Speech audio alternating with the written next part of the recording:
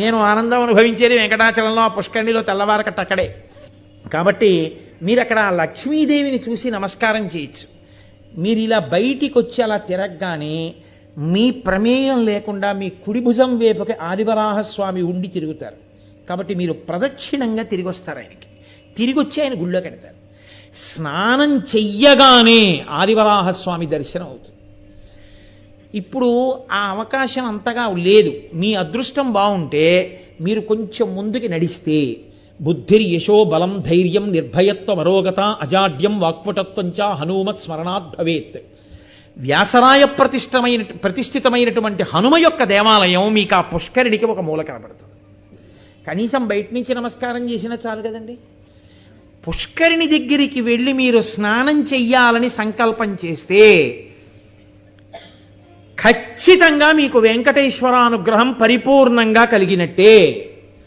స్వామి పుష్కరిణి స్నానాన్ని తప్పకుండా మనం వినియోగించుకోవాలి. ఈశ్వరుడు మన కొరకు ఏర్పాటు చేసినటువంటి గొప్ప వ్యవస్థ అది. ఉన్మాదులను కూడా ఘటికాచల మహాత్మ్యంలో తెనాలి రామకృష్ణక వెంటాడు. ఆ స్వామి పుష్కరిణి స్నానం ఉన్మాదులకు కూడా ఉపశాంతినివ్వగలదు. అంత గొప్ప పుష్కరిణి ఆ పుష్కరిణి. కాబట్టి స్వామి పుష్కరిణి స్నానావకాశాన్ని తప్పకుండా మనం వినియోగించుకోవాలి. అటువంటి తీర్థములు ఎన్నున్నాయో. అలాగే ఆ యమునయే ఆ పుష్కరిణి అయి ఉన్నది. కాబట్టి మీరు వెనక ఆనంద నిలయాన్ని చూసి ఒక్కసారి నమస్కారం చెయ్యగానే మీకు అబ్బా ఆ పచ్చటి కాంతి, ఆ శంకరాచార్యుల వారి పాదుకలు, ఆ లక్ష్మీదేవి, ఆదివరాహమూర్తి ఒక్కసారి నిలబడి అవన్నీ చూసి మీరు మునక వేశారనుకోండి, ఆ స్మరణలే మీ తలలో ఉంటాయి. మీరు తలలో అది పెట్టుకుని యమునలో మునక వెయ్యగానే, అది యమున అని చెప్తున్నాడు కాబట్టి స్వామి, మునక వెయ్యగానే ఇక మళ్ళీ మీరు పుట్టవలసిన అవసరం లేకుండా కాలము మీకు దారిచ్చేస్తుంది. కాబట్టి మోక్షమును పొందడానికి అది యమున అయింది అంటే ఆ రకంగా దాని ఒడ్డుకు వచ్చి చేరే అన్ని. దానిలో ఎంతమంది మహాత్ములు స్నానం చేశారో. మహాత్ములేమండి అసలు బహుశా వెంకటాచల క్షేత్రంలో అన్ని ఉత్సవాల తర్వాత అంతమంది మధ్యలో స్వామివారే వచ్చి స్నానం చేసే క్షేత్రం అదే. ఆయనతోనే కలిసి ములగక్కర్లేదు. ఆయన ములిగిన చోట మీరు తర్వాత ములిగినా చాలు. చాలదా? ఏమో మీకు ముందే మహానుభావుడు ములిగున్నాడో అక్కడ. కాబట్టి అటువంటి జలముల యందు స్నానం చేసేటటువంటి భాగ్యాన్ని మాత్రం ఎన్నడూ పోగొట్టుకోకూడదు. కాబట్టి వెంకటాచల క్షేత్రమునందు అంత అద్భుతమైనటువంటి వ్యవస్థని ఈశ్వరుడు ఏర్పాటు చేసి ఉన్నాడు. అందుకే కలౌ వెంకటనాయక అనడానికి కారణం కేవలం వెంకటేశ్వర స్వామి అంటే కామితార్థములనిచ్చేవాడే అంటే అది కించిత్ బాధాకరంగా ఉంటుంది. అంటే అలా అనద్దు అని నేను అనను. ఆర్తో జిజ్ఞాసురర్థార్థి జ్ఞానీచ భరతర్షభ అని ఆయనే చెప్పుకున్నాడు. 4 రకాలైనటువంటి భక్తులు నా పాదములే పట్టుకుంటున్నారయా అని ఆయనే చెప్పాడు. ఆయనే అనుగ్రహించడానికి సిద్ధంగా ఉన్నప్పుడు కాదు అనడానికి నేనెంతటి వాణ్ణి? కానీ మీరు ఆ క్షేత్ర వైభవాన్ని ఆధారం చేసుకొని కలియుగంలో పరమేశ్వరుని యొక్క పాదములను ధ్యానమునందు దర్శనం చేసి వేదము ఎలా చెప్పిందో అటువంటి జీవనం చేసి భక్తితో కూడినటువంటి కర్మాచరణము చేత చిత్త మాలిన్యమును తొలగించుకొని తత్కారణము చేత జ్ఞానసిద్ధిని పొంది ఆ జ్ఞానము వలన మోక్షమును పొందగలిగినటువంటి స్థితికి చేరగలిగినటువంటి వాళ్ళు ఎంతమంది ఉంటారు? అందుకే ఈశ్వరుడు ఎప్పుడూ 20-30 మార్కులే రావడం తప్ప 35 మార్కులు తెచ్చుకోలేని వాడికి ప్రభుత్వమే 5 మార్కులు ఇచ్చి పాస్ చేసేసినట్టు ఆయనే అక్కడ స్వామి పుష్కరిణిని, పాప వినాశనాన్ని, ఆకాశగంగని, ఆదివరాహస్వామిని ఇన్నిటినీ ఏర్పాటు చేశాడు. ఆ వైభవాన్ని, ఆయన అనుగ్రహాన్ని మీరు స్మరించడానికి మీకు వెంకటాచల క్షేత్రంలో ఇవన్నీ సావకాశములే. మీరు నన్ను నమ్మండి, చచ్చిపోయినటువంటి శవానికి కేవలం త్వక్ అంటే తోలు, ఎముకలు అవి మాత్రమే ఉన్నాయి. ఒకప్పుడు స్కంద పురాణంలో దాని గురించి వివరణ ఉంది. ఆ శరీరాన్ని తీసుకొచ్చారు కొండ మీదకి ఒకప్పుడు. అంటే నా ఉద్దేశం అలా తీసుకెళ్ళవచ్చని కాదు, వెంకటేశ్వరుని ఆజ్ఞ మేరకి తీసుకెళ్లారు ఒకప్పుడు. కూర్ముడు అని నాకు జ్ఞాపకం ఉంటే ఆ పేరు ఖచ్చితంగా కూర్ముడే అనుకుంటున్నాను. ఆయన బ్రాహ్మణుడు. ఆయన కాశీక్షేత్ర దర్శనానికి వెడుతూ గర్భిణి అయినటువంటి భార్యని తొండమాన్ చక్రవర్తికి అప్పచెప్పాడు. నేను తిరిగి వచ్చే వరకు నా భార్యని కొడుకుని జాగ్రత్తగా చూస్తూ ఉండండి, గర్భిణి నడవలేదు, నేను కాశీ నడిచి వెళ్తున్నాను, పితృదేవతల యొక్క అస్థికలు అందులో కలిపి వస్తాను అని వెళ్ళాడు ఆయన. ఆయన తిరిగి వచ్చే లోపల ఆవిడ బ్రాహ్మణుడి భార్య కనుక జాగ్రత్తగా రక్షించమని ఓ ఇంట్లో పెట్టి చుట్టూ రక్షణ ఏర్పాట్లు చేశాడు. ఏదో కొంత సంభారములు ఏర్పాటు చేశాడు. అందులో మనం చూస్తూ ఉంటాం కదా అనుకున్నాడు రాజు. ఆయన విస్మరించాడు, మర్చిపోయాడు. ఆవిడికి ప్రసవం అయిపోయింది, అక్కడ తినడానికి ఉన్న పదార్థాలు అయిపోయాయి, ఆవిడ చనిపోయింది, ఆ పిల్లవాడు చనిపోయాడు, గర్భంలోంచి బయటికి వచ్చినటువంటి శిశువు చచ్చిపోయింది, ఆ శరీరం కుళ్ళిపోయింది, మాంసం అంతా కూడా ఇంకిపోయి ఎముకల మీద తోలు కుళ్ళిపోయి మిగిలిపోయింది. ఆ స్థితిలో ఈ బ్రాహ్మణుడు తిరిగి వచ్చాడు. తిరిగి వచ్చి తొండమాన్ చక్రవర్తిని అడిగాడు, నా భార్యా బిడ్డలు ఎలా ఉన్నారని. కమండలంలో గంగా నదిలో ఆయన ఒక కాయని ఒక దాన్ని బట్టయందు మూట కట్టి గంగలో వేసి కమండలంలో బట్టి తీసుకొచ్చి దాన్ని బహూకరించాడు మహారాజుకి. గంగలో నిల్వ చేసిన కాయ నీకు బహూకరిస్తున్నాను అంటే గంగ ఎంత గొప్పదో మీరు ఆలోచించండి. ఈ కాయ నేను ఇస్తున్నాను, స్వీకరించు, నా భార్యా బిడ్డలు ఎలా ఉన్నారని అడిగాడు. అప్పుడు గుర్తొచ్చింది తొండమాన్ చక్రవర్తికి. గుర్తొచ్చి, ఏమయ్యా నీ భార్య చాలా కులాసాగా ఉంది, నీ కొడుకు పుట్టాడు, చాలా సంతోషకరమైన విషయం, వాళ్ళు వెంకటాచలం కొండ మీదకి వెళ్ళారు, మీరు విశ్రాంతి తీసుకోండి, వచ్చేస్తారన్నాడు. అని భటుల్ని పిలిచి చూసి రండి ఆవిడ ఎలా ఉందో అన్నాడు. వీళ్ళు వెళ్ళి చూసేటప్పటికి చచ్చిపోయి కుళ్ళిపోయిన శవాలు ఉన్నాయి. వాళ్ళు వచ్చి చెప్పారు. ఎక్కడ బ్రాహ్మణుడి శాపవాక్కు విడిచిపెడతాడో అని భయపడినటువంటి తొండమాన్ చక్రవర్తి ఇప్పటికీ కపిలతీర్థం దగ్గర నుంచి నృసింహ గుహ ఉంది, ఆ సొరంగ మార్గం. ఆ సొరంగ మార్గం వెంకటేశ్వర స్వామి వారి ఆకులు పరిచి చూపించారు ఒకప్పుడు కల్లో తొండమాన్ చక్రవర్తికి. ఆ సొరంగ మార్గంలో ఆనందనిలయ విమానం దగ్గరికి చేరుకున్నాడు. అప్పటికి శ్రీదేవి భూదేవి సహితుడై పడుకుని ఉన్నాడు వెంకటేశ్వర స్వామి. ఈయన గబగబా వెళ్లడంలో సిగ్గుపడినటువంటి భూదేవి ఆ శయనం మించి లేచి నూతిలో దూకేసింది ఆవిడ. ఇప్పటికే అందుకే భూదేవి తీర్థం అంటారు ఆ నూతిని. ఆ నూతిలో ఉన్నటువంటి తీర్థంతో ఇప్పటికీ వంటలు అవి చేస్తూ ఉంటారు. కాబట్టి అంటే దూకేసిందంటే ఏదో అయిపోయిందని మీరు అనుకోకండి. ఆవిడ అప్పటికప్పుడు సిగ్గుపడి ఎవరికీ కనపడకూడదు అనుకుని అందులో దూకింది. ఇప్పటికీ అందుకే నిర్మాల్యం ఆ నూతిలో వేస్తుంటారు. నుయ్యి నిండిపోయింది కాబట్టి ఇప్పుడు తీసుకెళ్ళి ఎక్కడో కొండల మీద వేస్తున్నారన్నది వేరే విషయం అనుకోండి, తొక్కకూడదు. కాబట్టి కలియుగంలో అదో విచిత్రం. ఏ విష్ణాలయంలోనైనా పువ్వులు ఇస్తారు పెట్టుకోమని, ఒక్క వెంకటాచలంలో మాత్రం వెంకటేశ్వర స్వామి వారికి అలంకారం చేసినటువంటి పుష్పహారములను నిర్మాల్యంగా ఎవ్వరూ తలలో పెట్టుకోకూడదు, ఎవరికి ఇవ్వరు కూడా. ఆ దండలో ముక్కలు తీయడమో లేకపోతే పువ్వులు తీయడమో తీసి చేతిలో పెట్టడం, కళ్ళకత్తుకుని తల మీద పెట్టుకోవడం, లేకపోతే కొప్పులో పెట్టుకోవడం అలా ఏమి ఉండవు. వెంకటేశ్వరుడు ధరించినటువంటి పుష్పమాలలను శేషముగా ఇవ్వరెక్కడ, అవి తీసుకెళ్ళి ఏ కొండ మీదో వేసేస్తుంటారు. కాబట్టి ఈయన పరిగెత్తుకుంటూ వెళ్ళి వెంకటేశ్వర స్వామి వారిని ఆశ్రయించాడు. ఆయన అన్నారు, ఒక పల్లకీలో నీ భార్యలతో కలిపి ఎవరికీ తెలియకుండా తీసుకురా ఆ శరీరాలను అన్నారు. ఆ శరీరాలని తీసుకొచ్చి పాండవ తీర్థము అని ఉంది, మీరు ఇప్పటికీ వెళ్ళి చూడొచ్చు. శివకేశవుల మధ్య ఎంత అభేదం ఉంటుందో మీరు వెంకటాచలంలో చూడొచ్చు. వెంకటాచల క్షేత్రానికి నిజంగా రక్షణ చేస్తున్నవాడెవరో మీకు తెలుసా? పరమశివుడు. అక్కడ క్షేత్రపాలకుడు రుద్రుడు. ఒక పెద్ద శిల రూపంలో ఉంటాడు ఆయన. ఆ శిల పూర్వకాలంలో తలుపులు వేసిన తర్వాత లోపల దొల్లేది. ఒకనకొకప్పుడు ఎవరో పిల్లాడు ఆ శిల కింద పడిపోయాడని ఆ శిలని తీసుకొచ్చి పాండవ తీర్థంలో పెట్టారు. ఇప్పటికీ ఉంది క్షేత్రపాలక శిల. నాతో వెళ్ళినప్పుడు చాలామందిని నేను అక్కడికి తీసుకెళ్ళి చూపించాను కూడా. అక్కడే గుహలో మలయాళ స్వామి వారు చాలా కాలం తపస్సు చేశారు. ఆ గుహలో ఇప్పటికీ కృష్ణ పరమాత్మ పాండవుల చేత కురుక్షేత్రంలో చేసినటువంటి ఆ హింసకి, అక్కడ చేసినటువంటి ఆ ఎంతోమందిని చంపినటువంటి పాపం పోవడానికి గోదానం చేయించాడు. అక్కడ ఆ ఘట్టాలన్నీ అక్కడ రాతి మీద చెక్కబడి ఉంటాయి కూడా ఇప్పటికీ. అక్కడికి తీసుకొచ్చి ఆ శవాన్ని ముంచారు, ఆ మిగిలిన ఎముకల్ని తోలు. వెంటనే ఆవిడ బతికింది. ఆవిడ బిడ్డలు బతికారు. బతికి ఆవిడంది, అదేమిటి నాకు ఏదో వెంకటేశ్వర స్వామి వారి కడుపులో ఉన్నట్టు, నేను ఏడుకొండల మీద ఉన్నట్లు కనపడింది అంది ఆవిడ. ఇది ఆనాటి నుంచే వెంకటేశ్వరుడు మాట్లాడడం మానేశాడు. ఇంత దారుణంగా తయారైంది కాబట్టి ప్రపంచం, రాజులే ఇలా తయారయ్యారు కాబట్టి నేను భక్తులను ఆవహించి మాట్లాడతాను తప్ప నేనిక నా నోటితో మాట్లాడనని మౌనం వహించారు.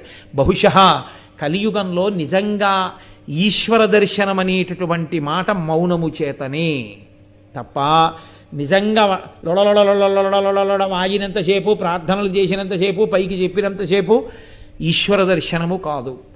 యథార్థమునకు అన్నీ ఎందులోకి వెళ్ళిపోవాలంటే మౌనంలోకి వెళ్ళిపోవాలి. ధ్యానంలో నిశ్శబ్దంగా కూర్చుని లోపలికి వెళ్ళడం అలవాటైతే ఇక్కడ అవ్వాలి ఆయన దర్శనం. ఇది సూచించడానికేనేమో ఆయన ఆనాటి నుండి మౌనమే, పద్మపీఠం మీద అలా నిలబడి అప్పటి నుంచి ఇప్పటి వరకు దర్శనం. రాతిమూర్తి అని మీరు అనుకోకండి, అది రాయి కాదు. నేను మీకు మళ్ళీ మళ్ళీ మనవి చేశాను, స్వేచ్ఛయా క్రీడతే తత్ర ఇచ్ఛారూపం విరాజిత. ఆయన ఆ రూపాన్ని తనంత తాను స్వీకరించి నిలబడి ఉన్నారు తప్పది రాయి కాదు, రప్ప కాదు, సాక్షాత్ స్వామియే అక్కడ అలా నిలబడి అందరికీ దర్శనమిస్తున్నారు. అటువంటి వెంకటేశ్వరుడు కలియుగంలో ఒక గొప్ప ధర్మాన్ని నిరూపణం చేశాడు అవతార ఆవిర్భావ కాలమునందు.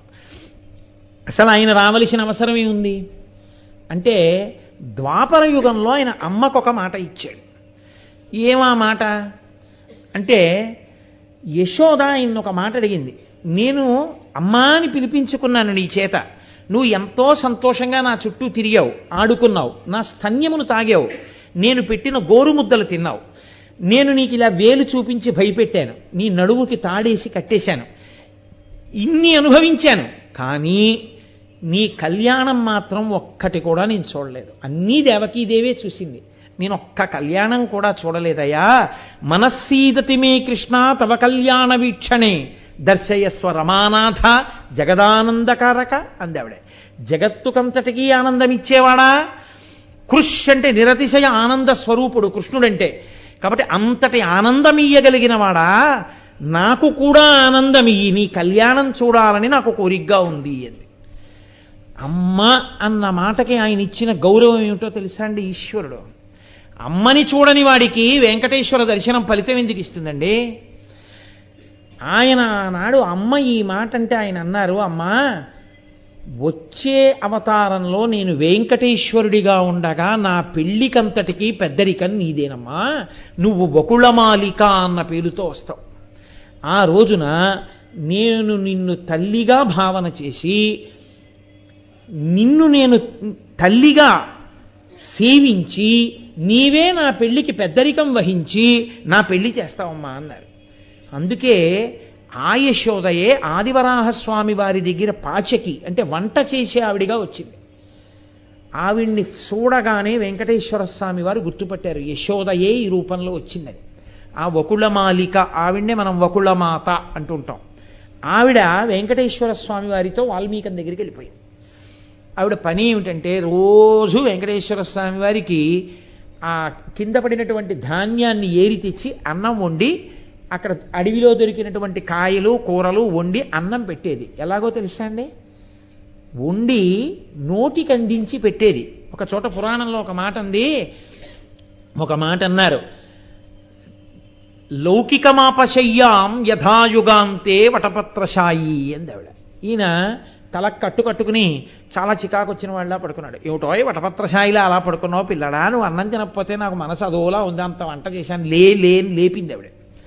అంత స్వాతంత్ర్యం ఇచ్చాడు తల్లికైనా.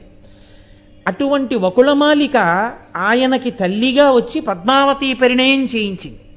పద్మావతి పరిణయంలో కూడా ఆయన ఎంత ధర్మం చూపించాడో తెలుసా అండి? కలియుగంలో పద్మావతీదేవిగా వేరొకరు ఉంటారని మీరు అనుకోకండి. అమ్మవారే, ఇంద్రుడు అమ్మవారి దర్శనం చేశాడు ఒకప్పుడు. దర్శనం చేస్తే ఇంద్రుడికి ఆవిడ దర్శనమిచ్చి ఆవిడ యథార్థ స్వరూపాన్ని చూపించింది లక్ష్మీదేవి. లక్ష్మి అంటే ఎప్పుడూ వైకుంఠంలో ఉండేది కాదు. ఆవిడ కైలాసే పార్వతీత్వంచ క్షీరోధే సింధుకన్యకా స్వర్గే చ స్వర్గలక్ష్మిస్తం మర్చలక్ష్మిశ్చ భూతలే. ఆవిడ గోలోకే రాధికా స్వయం రాసే రాసేశ్వరీత్వంచ బృందావనే రాజ్యలక్ష్మి రాజగేహే గృహలక్ష్మి గృహే గృహే.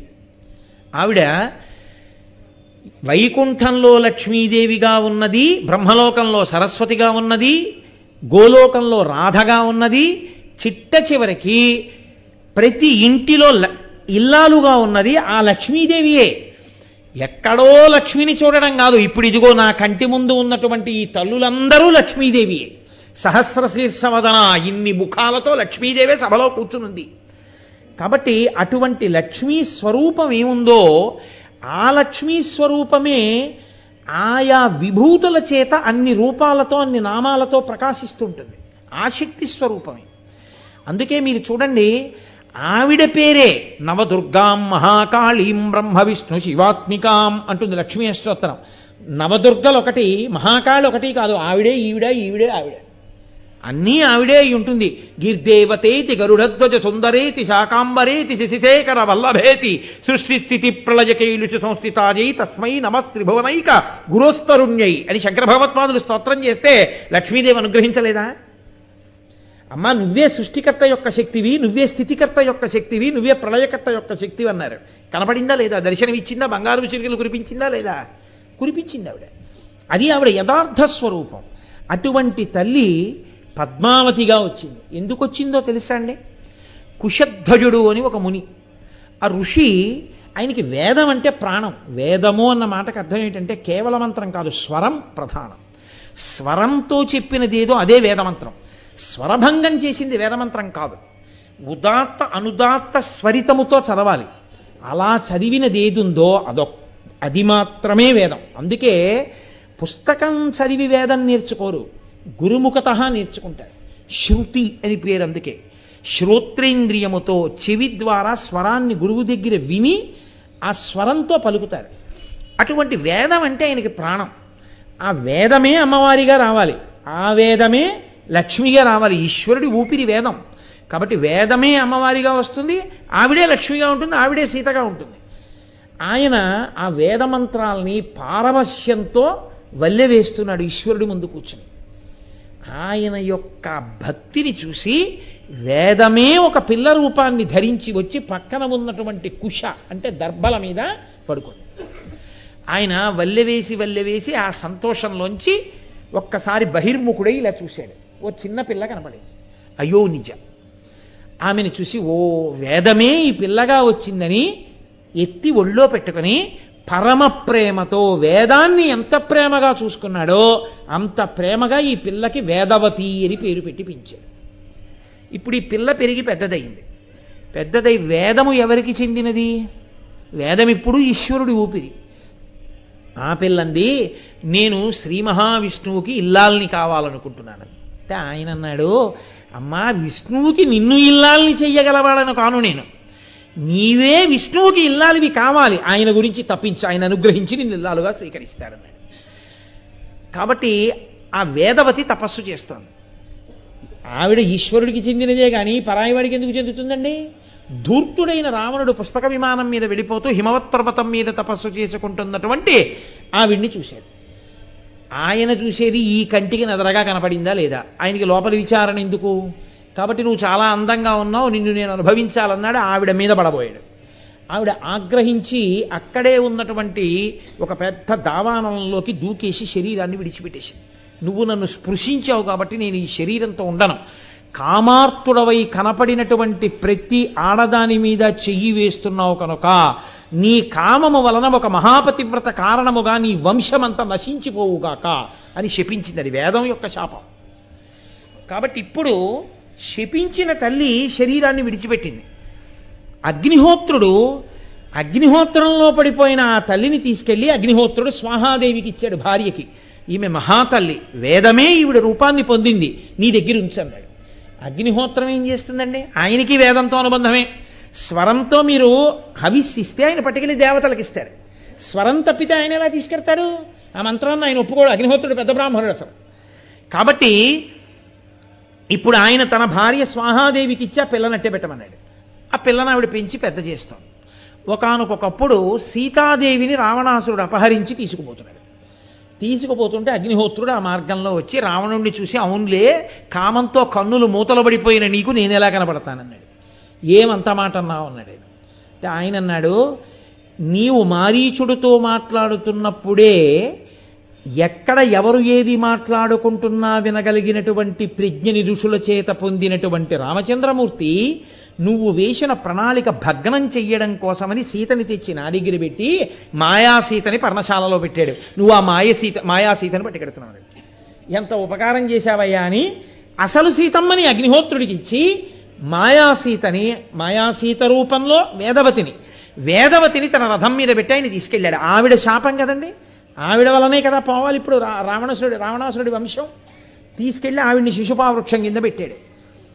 ఆవిడని బాధలు పెట్టిన కారణం చేత రావణాసురుని యొక్క వంశం అంతా నశించిపోయింది. ఆఖరణ రామచంద్రమూర్తి త్రికాలవేది కనుక అగ్నిప్రవేశం చేయించారు సీతమ్మని. అంటే ఆ వేదవతి మళ్ళీ తండ్రి దగ్గరికి వెళ్ళింది. అగ్నిహోత్రుడు ఇప్పుడు తన దగ్గర ఉన్న సీతమ్మని, ఈ సీతమ్మని, వేదవతిని ఇద్దరినీ తీసుకొచ్చి సీత స్థానంలో కష్టాలు పడింది కాబట్టి ఈమెను కూడా నువ్వు పరిగ్రహించు భార్యగా అన్నాడు. అంటే రాముడు అన్నాడు, ఇది నరుడిగా ఉన్న అవతారం. రామో దిర్నాభిభాషతే, రెండు మాటలు లేవు, ఒక్కతే భార్య, కాబట్టి నేను స్వీకరించాను. వచ్చే అవతారంలో ఈవిడ్ని స్వీకరిస్తాను, ఈవిడ్ని స్వీకరించడానికే అవతారాన్ని తీసుకుంటానన్నాడు. కాబట్టి ఇప్పుడు ఈ వేదవతిని మళ్ళీ అగ్నిహోత్రుడు తీసుకెళ్ళాడు.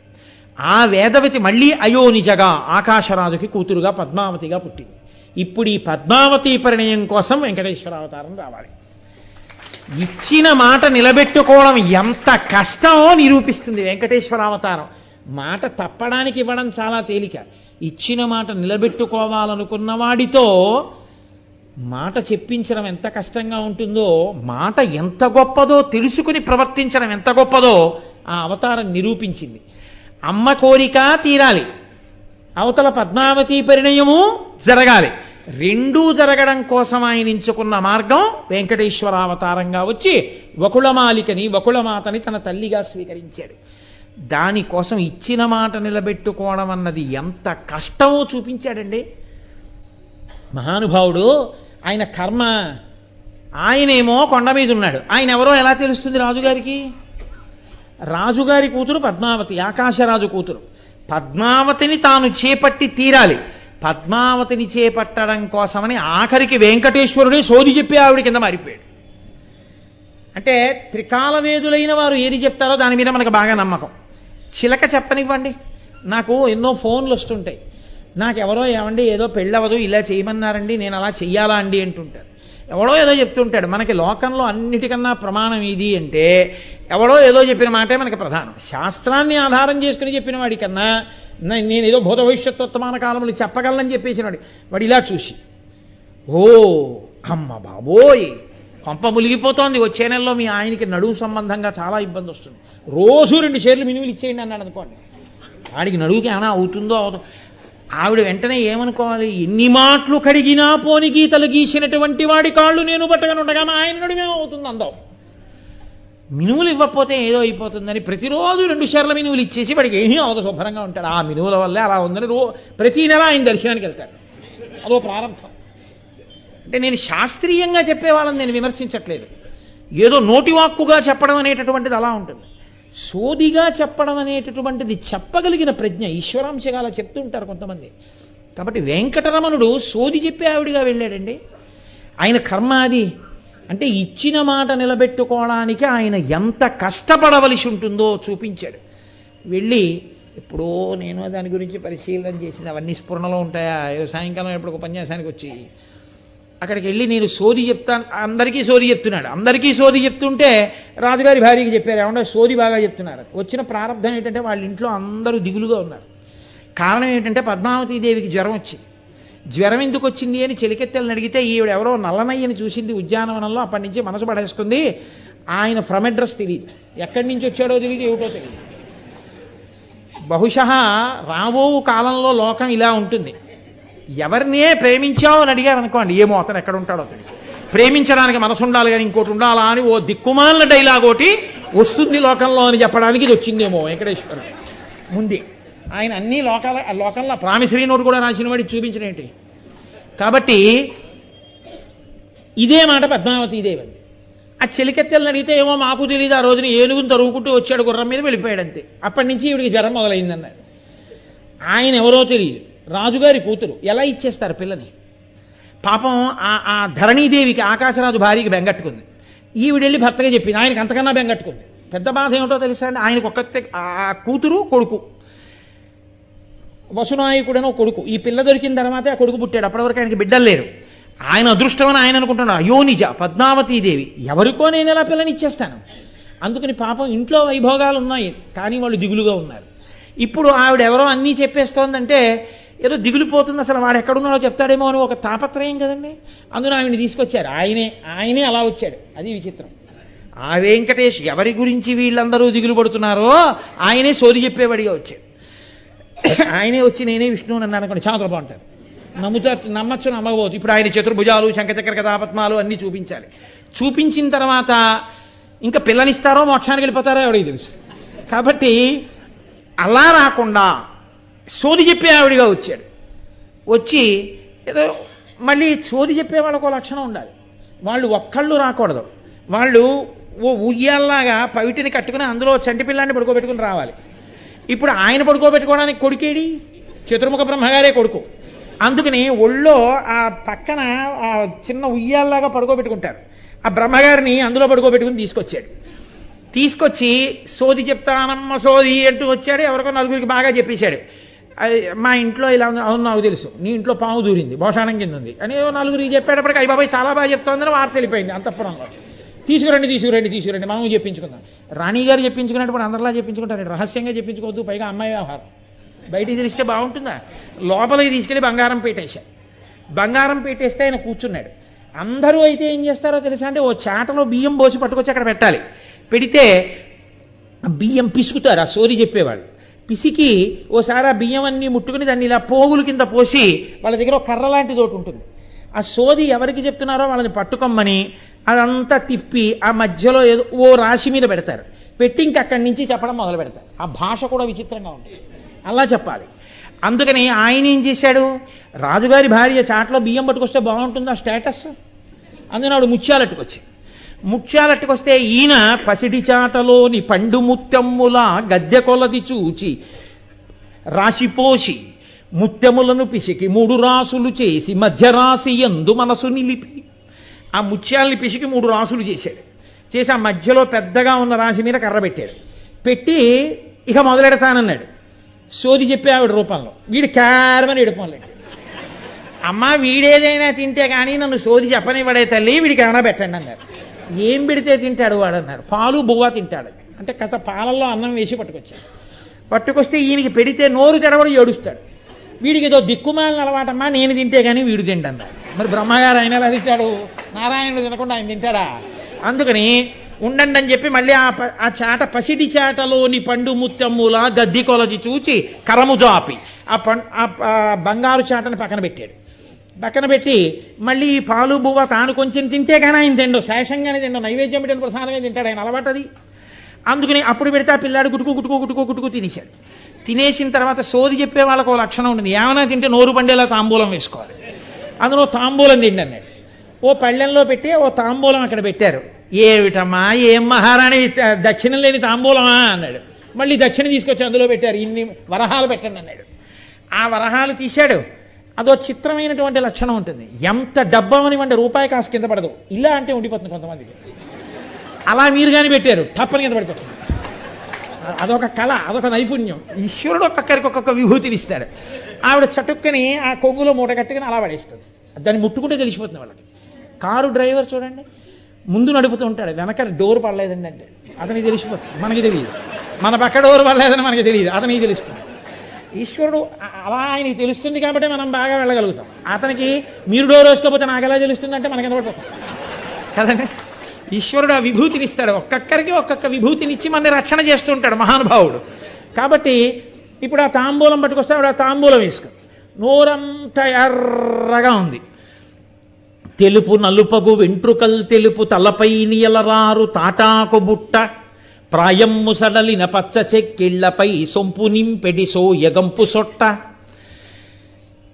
తమ్మి మొగ్గల నెల్ల దాచెడు మెత్తటి పైట దిగజారు పొడల సుట్ట ఆ గజ కుంభముల మించు నిజబుర సొర్రపై పలికెడుతే నియపాట పుట్ట పెదవి దిగజారు ఇత్తడి పొడల సుట్ట కలికి నెలవంక కుంకుమ చెలువ పుట్ట బ్రహ్మ ఒడిలోన బాలుడై రవము పెట్ట మంచి ఎరుకత వచ్చి సిరిమించున్నట్లు.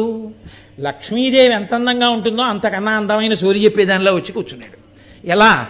సోది చెప్పేవాళ్ళ యవనంలో ఉంటే అది ఈవిడ బాగా చెప్పగలదా అంటారు, కొంచెం అనుభవం ఉండాలి. అందుకని తెలుపు నలుపగు వెంట్రుకలు తెలుపు తలపై నెయ్యలరారు తాటాకు బుట్ట, కాస్త తెలుపు నలుపుగా ఉన్నటువంటి వెంట్రుకలతో కూడుకున్నటువంటి సిగ కలిగి దాని మీద తాటాకు బుట్ట పెట్టుకుని వచ్చింది. తాటాకు బుట్ట ప్రాయమ్ము సడలిన పచ్చ చెక్కిళ్లపై సొంపు నింపెడి సోయగంపు సొట్ట. పచ్చగా బంగారంలా మెరిసిపోతున్నటువంటి ఆ బొగ్గల మీద కొంచెం వయసు అయిపోతూ ఉండడం చేత పడిపోయి కొంచెం అని లోపలికెడితే పడుతుంది సొట్ట, అలా పడినటువంటి ఓ సొట్ట. అలాగే తమ్మి మొగ్గల నెల్ల దాచెడు మెత్తటి పైట నింపెడి ముత్యాల చుట్ట. ఆ పవిట, ఆ మెత్తగా ఉన్నటువంటి ఆ పవిట మీద వేసుకున్నటువంటి పూసల హారాలు. పెదవి దిగజారు ఇత్తడి పొడల సుట్ట. వాళ్ళు పెట్టుకునేటటువంటి ముక్కుకు పెట్టుకునే ఆభరణం ఇటు పక్కన ఏదో చాలా సోయగంగా ఓ చిన్నది ఏం పెట్టుకోరు, అది మనం అరిచేత్తో పట్టుకుంటే ఓ 1/2 kg ఉంటుంది, అంతది పెట్టుకుంటారు. ఇక్కడ పెట్టుకోవడం వల్ల అది ఏమిటవుతుందంటే ఇలా సాగిపోయి కింది పిదిం వరకు వేలాడుతూ ఉంటుంది. వీళ్ళు అన్నం ఎలా తింటారా అని మనకు అనుమానం వస్తుంది, అలా సాగి ఉంటుంది. అందుకని పెదవి దిగజారు ఇత్తడి పొడల సుట్ట. గజకుంభముల మించు నిజబుర సొర్రపై పలికెడితే నియపాట పుట్ట. ఆ ఆనపకాయని బాగా తొలిచేసి తీగలు కట్టి ఓ వీణ లాంటి తోటి తయారు చేసి పట్టుకొస్తారు, టేవుడేమో టేవుడేమో అని వాయిస్తూ ఉంటారు దాన్ని. అలాంటి తోటి పట్టుకొచ్చింది. కాబట్టి కలికి నెలవంక కుంకుమ చెలువ పుట్ట. వాళ్ళు ఏదో చిన్న బొట్టిలా ఏం స్టైల్గా చిన్న ఏదో చిన్న చిన్నవి తీసుకొచ్చి ఇలా అంటించుకోవడాలు అవి ఏమి ఉండవు, ఇంత బొట్టెట్టుకుంటారు. కాబట్టి కలికి నెలవంక కుంకుమ చెలువ పుట్ట. బ్రహ్మ ఒడిలోన బాలుడై రవము పెట్ట. చతుర్ముఖ బ్రహ్మగారు పసిపిల్లాడై ఒళ్ళో ఏడుస్తున్నాడు. మంచి ఎరుకత వచ్చే సిరిమించున్నట్లు ఆమె సోది చెప్పడానికి వచ్చింది. వచ్చి ఆ బియ్యం అంతటినీ పిసికి పోగులెట్టి మధ్యరాశి ఎందు మనసు నిలిపి, ఆ మధ్యరాశి మీద కర్ర పెట్టించి ఆ వచ్చినటువంటి ఆ ధరణీదేవిని పట్టుకోమని స్వామి శ్రీయప్పతిగా నెలకొన్నవాడా, శ్రీ మహాలక్ష్మిని చేకొన్నవాడా, ఏదాలు బొమ్మన్నకి చిన్నవాడా, పాదైన పెనుగొంట పట్టిన్నవాడా, సూకార రూపుతో సొగసైన దేవా చేకొన్న బాలుణ్ణి చేకొన్నవాడా, మరుగుజ్జ రూపాన మహికొన్న దేవా దొరకడకరాయన్న దొంగల్లవాడ, నల్లోడ పిల్లోడ సల్లన్ని దేవా సల్లగా గొడ్డల్ని సారించినోడా, ముద్దుగా వచ్చేటి బుద్ధైన దేవా పెద్దగా నడిచేటి సక్కున్న దేవా, బ్రహ్మాండనాయుడా బత్తరచ్చకుడా బదరినారాయుడా బంధమోత్సకుడా, కంచి కామాక్షి కాశీ విశాలాక్షి మధుర మీనాక్షి బెదవాడ కనకదుర్గమ్మ శ్రీకాళహస్తి జ్ఞాన ప్రసూనాంబ, వాక్కీయరే నాకు వాక్కీయరే, పలుకీయరే మంచి పలుకీయరే అని మొదలుపెట్టి ఎడమ చెవి చూపితే బుర్రిదే అనుకో, గడ్డాన్ని చూపితే బుర్రోడు అనుకో, తల్లి నీ మనసులో కలవరం తెలిసిందే తల్లి, బొల్లిగద్దనెక్కి తిరిగేటటువంటి నామాలు పెట్టుకున్న నల్లనయ్య అరణ్యంలో కనబడ్డాడే అమ్మ, నీ కూతురు మనసంతా వాడి మీద పారేసుకున్నాదే తల్లి, వాడి కోసమే ఆయన కోసమే ఈమె పుట్టిందే తల్లి, అడవిలో తిరిగేవాడు కోనలో ఉండేవాడు బుర్రోడు వాడికిచ్చి బుర్రిదాన్ని పెళ్లి చేయడం అనుకుంటున్నావేమోనే అమ్మ, అలా చెయ్యకపోతే నీ వంశం అంతా పాడైపోతుందే తల్లి, నా మాట వినవే అమ్మా, వాడు శంఖచక్రాలు పట్టుకున్నవాడు బొల్లిగద్దనెక్కి తిరిగేటటువంటి పంగనామాల వాడే అమ్మా, వాడే ఈ లోకాలనన్నింటినీ కాపాడేవాడే, వాడికిచ్చి పెళ్లి చెయ్యవే తల్లి, ఆ తల్లి లక్ష్మీదేవే నీ కడుపున పుట్టిందే అమ్మ, నా మాట వినవే. అయ్య బాబోయ్, నిజంగా శ్రీ మహావిష్ణువునే మా అమ్మాయి పెళ్లి చేసుకోవాలనుకుంటోందా, తప్పకుండా ఇస్తామని పెద్ద తాంబూలం ఇచ్చారు. ఆ తాంబూలం తీసింది చీరలో ఇలా మడిచేసి ఆ పిల్లాడు ఏడుస్తుంటే వాడిని తీసుకుంది జో కొడుతూ బయటికి వెళ్ళిపోయింది, అంతర్ధానం అయిపోయింది. ఇంతకీ పద్మావతి పరిణయం తర్వాత విందురు గారి ఆయన కర్మ సోది చెప్పేవాడి కింద రావడం అంటే ఇచ్చిన మాట నిలబెట్టుకోవడానికి అంత కష్టపడ్డాడు. కన్న తల్లికి ఇచ్చిన మాట నిలబెట్టుకుని ఒకళమాతగా స్వీకరించినందుకు ఎక్కడ పెట్టాడో తెలుసా అండి తల్లిని. మా అమ్మ మా దగ్గరే ఉంటోందండి, మా అమ్మగారిని నేను చూస్తున్నానండి అంటాం మనం. ఆయన ఎక్కడ పెట్టాడో తెలుసా అండి, ఈ తప్పుడు మాట మాట్లాడకు, అమ్మని నేను చూస్తున్నానన్న మాట జీవితంలో అనకు, నీ అదృష్టం అమ్మ చేతి అన్నం తింటున్నానను. అందుకే ఎంత పెద్ద అధికారి కానివ్వండి, ఆయన తల్లి ఎక్కడుంటుంది, పిల్లాడంతా అలిసిపోయి వస్తాడు, వాడికి వంకాయ పచ్చిపులుసు అంటే ఇష్టం, ఉండండి అలా చేస్తే వాడు తినడం, వాడికి ఆ వంకాయ బాగా పొయ్యి మీద కాల్చి పొగవాసన రాకుండా ఎక్కడ నల్ల తొక్క లేకుండా తీసేసి ఆ చింతపండు పులుసు పోసి పిసికి పెట్టి తయారు చేసి పెడితే కందిగుండా ఇంత నెయ్యి వేసి ఆ వంకాయ పచ్చిపులుసు పోస్తే అమ్మ ఇంకేం అక్కర్లేదమ్మా అని వాడు జుర్రుకు తింటాడు. మీ మోహం మీకు రాదు, అది పొక్కం పోస్తే వాడు తినడం, ఉండండి నేను కాలుస్తానని కళ్ళజోడు పెట్టుకుని ఆవిడ వచ్చి జాగ్రత్తగా అడుగట్టుకు నుంచి నా వంకాయ కాలుస్తుంది. అమ్మ అన్న మాటకు అర్థం కడుపు తడవడమే. అమ్మ అంటే నువ్వు బతకాలని చూసేదిరా, నీ కోసం తన రక్తమాంసాలు ధారపోస్తుంది, నే చచ్చిపోయినా పర్వాలేదు వాడు బతకాలంటుంది. అలాంటి అమ్మకి నేను అన్నం పెడుతున్నాను అనకు, అమ్మ చేతి అన్నం తింటున్నానరా అని లోకానికి సందేశం ఇవ్వడానికి ఆయన అమ్మని ఎక్కడ పెట్టాడో తెలుసా అండి? వెంకటాచలంలో ఆనందనిలయ విమానం దగ్గర ఇప్పటికీ వకుళమాత ఎదురుగుండా ఉన్న గోడకి కన్నాలుంటాయి. ఆ కన్నాల్లోంచి ఆవిడ వంటశాలలోకి చూస్తుంటుంది వెంకటరమణుడికి కావలసినటువంటి నివేదనలు తయారు చేయించడానికి. అమ్మ ఎక్కడో ఉండడం, ఈయన వెళ్ళి చూసొస్తూ ఉండడం కాదు, ఆయన ఎంత హడావిడిగా ఉన్నా అమ్మ అక్కడ ఉంటుంది. అమ్మ పెట్టిన అన్నం ఆయన తింటాడు. కాబట్టి రాత్రి ఏకాంత సేవ సమయంలో ఆయన తప్పకుండా వెళ్ళేది ఎక్కడికి అంటే, లక్ష్మీ సహితుడై వెళ్ళి కోడలు కాళ్ళు పడుతుంటే అమ్మ పక్కకి వెళ్ళి కూర్చుని, అమ్మా అమ్మా అన్నం తిన్నావా, ఎంతసేపు నాకు పెట్టడమే కానీ నువ్వు తిన్నావా అమ్మ, నీ ఆరోగ్యం బాగుందా అని అమ్మ చెయ్యి పట్టుకుని అమ్మ కాళ్ళు అట్టుకుని, అమ్మ నీకు గుర్తుందా అమ్మ, నేను చిన్ని కృష్ణుడిగా ఉన్నప్పుడు నువ్వు నాకు వెన్న ముద్దలు పెడుతుంటే నేను ఇలా నోరు మూసేస్తే భిక్షులు వస్తారు వాళ్ళకి వేసేస్తానంటే నేను భయపడిపోయి వెనక నుంచి నీ కాళ్ళు పట్టేసుకునేవాడిని, నిజంగా భిక్షాపాత్ర పట్టుకుని ఎవరో వచ్చి అమ్మా మాధవ కవడం తల్లి అంటే లేక పుట్టినవాడివి నిన్ను ఇచ్చేస్తానా, పిచ్చాడా వదలరా అనేదానివి నువ్వు. భిక్షులు ఒత్తురు ఏడ్చిన భిక్షాపాత్రమున వేయిచి బెగడించి నిన్ను శిక్షింతురని చెప్పిన భిక్షునికది తల్లికని యుభీతిల్లు నృప అంటారు పోతన గారు. అలా అమ్మ చిన్నప్పుడు ఎలా ఉండేవాడిని అంటే, అవును నాన్న ఇంత వాడివయ్యావు, లోకాలన్నిటినీ కాపాడుతున్నావు, ఆ నిలబడిన వాడివి నిలబడినట్టు ఉంటావు, కాళ్ళు ఎంత నిప్పెట్టాయో పిచ్చి కన్నా, కూర్చోవాలా కాసేపు కాళ్ళు పట్టనా అంటే, అమ్మ నువ్వు మీరు పట్టడం ఏంటి అత్తయ్య గారు, నేను లేను అని గబగబా లక్ష్మీదేవి కాళ్ళు పడుతూ అత్తగారితో మాట్లాడుతుంటే ప్రసన్నవదనుడై, అమ్మ ఇవాళ కాకినాడ వాళ్ళందరూ పొంగిపోయి వెంకటాచల వైభవం చేసుకుంటున్నారు, అందుకని రేపటి నుంచి నువ్వు నేను పద్మావతి ముగ్గురం 7 రోజులు అప్పుడప్పుడు వెంకటాచలం వద్దాం, కాకినాడ వెళ్ళి ఉందాం వారం రోజులు అని. అమ్మ వెడుతున్నాం, మనం బయలుదేరదాం అమ్మ, మనం వెంకటాచలం నుంచి కాకినాడ వెళ్దాం, ఎవరికి తెలియదు వెడుతున్నట్టు, ఇదిగో ఇంకొక గంటలో ధ్వజారోహణం అవుతోంది, మనం ముగ్గురం అక్కడికి వెళ్ళి వారం రోజులు ఉండొద్దామమ్మా, ఈ గొడవ గోదావరి ఏమి ఉండవు, ఈ అల్లర్లు ఉండవు, ఏడాదికి వారం రోజులు కాకినాడ వెళ్ళాలని నిర్ణయం చేసుకుని అక్కడ చేయిస్తున్నాను ఉత్సవాలని ఈశ్వరుడు అన్నాడు అనుకోండి, తప్పకుండా అనరా వెళ్ళొద్దాం, నాకు విసిగెత్తిపోతుంది చాలా కాలం నుంచి కొడుకు కోడలతో ఎక్కడికన్నా వెడదామని. అవును రోయ్, కాకినాడ వెడితే అక్కడ చాలామంది ఉన్నారు, అయ్యప్ప స్వామి దేవాలయం, ఆ భక్తులు, ఆ కోలాహలం, తెల్లవారకట వాళ్ళు రావడం, చలిలో కూడా సుప్రభాతాలు, అబ్బో చాలా సరదాగా ఉంటుంది నిజంగా. గోపాలబాలురు అందరూ ఆ రోజుల్లో ఎలా చూశానో అలా కనపడతారు, అక్కడ వెడదాం అంటే ఆయన ఎంత పొంగిపోతూ ఉంటాడు. అసలు ఆవిడికి నమస్కారం చేస్తే వెంకటరమణుడు ప్రసన్నుడవుతాడు. వెంకటరమణుడు అమ్మని అంత బాగా చూస్తున్నాడంటే, అమ్మని అనాథ చరణాలయంలో పెట్టి వెంకటేశ్వర స్వామికి వజ్రకిరీటం చేయిస్తే ఆయన పెట్టుకుంటాడని మీరు అనుకుంటున్నారా? అమ్మకి అన్నం పెట్టడం మానేసి మా అమ్మని నేనే చూస్తున్నానండి అని చెప్పి ఊళ్ళో వాళ్ళందరికీ చెప్పి వెంకటేశ్వర స్వామి వారి దగ్గరికి వెళ్ళి తలనీలాలు ఇస్తే ఆయన మిమ్మల్ని మెచ్చుకుంటాడు అనుకుంటున్నారా? అమ్మని ఆదరణతో చూసినటువంటి వాడు వెంకటరమణుడి యొక్క క్షేత్రానికి ఎడితే ఎవరి రూపంలోనో వచ్చి కౌగిలించుకుంటాడు ఆయన. వీడురా అమ్మని చూస్తున్నవాడని పొంగిపోతుంది. రే నువ్వు ఎలా చూస్తావో అలాగే రా వాడు కూడా. వాడు ఇవాళ వచ్చాడు చూసావు నువ్వు అంటే, అయ్యో అమ్మ చూడబోనేటమ్మా, చూశానమ్మా, ఇదిగో ఇప్పుడు ఎక్కడున్నాడో తెలుసా, అలా కళ్ళు మూసుకుని Varahaswamy guest house 1st floor room number 32లో పడుకున్నాడమ్మా అనేస్తాడు స్వామి. కాబట్టి అమ్మని చూడని వాడిని నేను ఆదరించను. వకుళమాతని అంత ఆదరించాడు ఆయన. అమ్మ అన్న మాటకు అర్థం చెప్పాడు.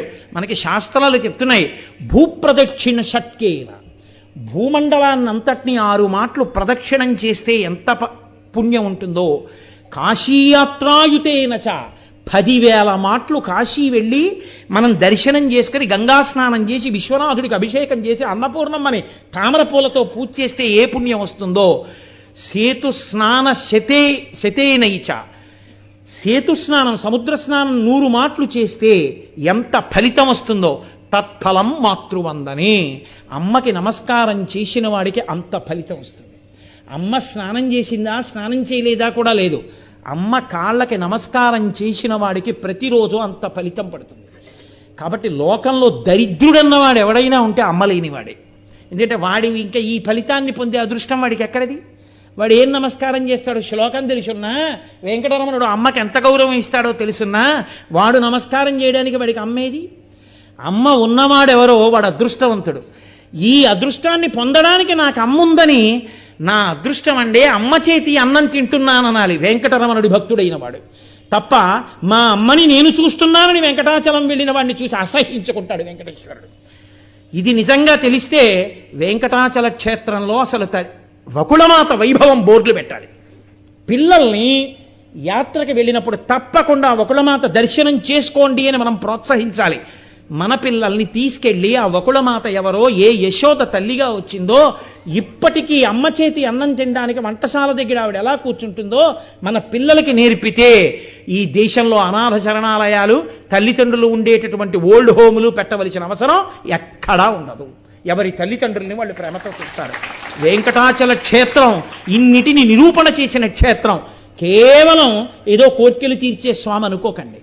ఆయన రావడంలో, నిలబడ్డంలో, నడవడిలో ఆయన ఇన్నింటిని మానవాళికి నేర్పినటువంటి మహోదాత్తమైనటువంటి అవతారం. అటువంటి అవతారం కారుణ్యమూర్తి. అటువంటి స్వామివారి ఉత్సవాల ప్రారంభ సూచనగా ఇంకొక 10 నిమిషాల్లో ధ్వజారోహణం. గరుత్మంతుడు పతాక రూపంలో ధ్వజాన్ని ఆశ్రయించి పైకి లేస్తాడు. అది చూస్తే ఉత్సవ ప్రారంభం. అంటే తలెత్తి చూచుట. ఓ మా స్వామివారి ఉత్సవాలు ప్రారంభం అవుతున్నాయి అని పొంగుతో ఇలా తలెత్తి ఎవరు చూస్తారో వాడిని చూసి ఆయన పొంగిపోతాడు. వీడు నా కోసం ఇంత పరిశ్రమిస్తున్నాడు. కాబట్టి ఇప్పుడు ఇది అవగానే మనందరం లోపలికి వెళ్ళి చక్కగా ధ్వజారోహణ కార్యక్రమాన్ని చూద్దాం.